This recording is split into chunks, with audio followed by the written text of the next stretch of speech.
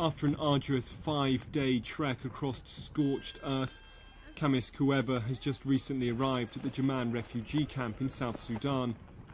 He's one of thousands of people who have fled Blue Nile state in Sudan, where government forces are waging a bombing campaign. The plane came at night to bomb us, and when we hid in the stream, the bombs fell there.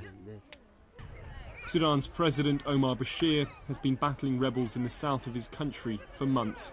The rebels fought alongside the South's army in their fight for independence from the north for 20 years. But when the country finally split into two last July, they found themselves living on the wrong side of the border. Now the rebels say they are fighting to overthrow Bashir. Despite reports they are heavily armed, their numbers are tiny in the face of the government's overwhelming firepower.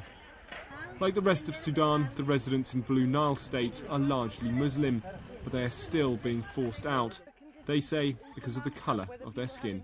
Omar al-Bashir says he does not want black people like us in the Blue Nile. He doesn't want black people at all. So where should we go?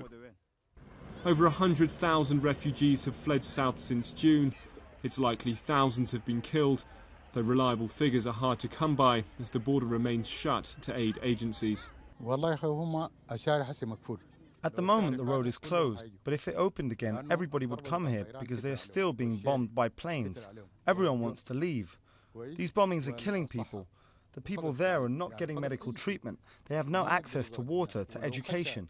Their basic needs aren't being met, and if they decide to go to the north of Sudan, they'll be killed. The international community is urging Sudan to stop their bombing campaigns against civilians.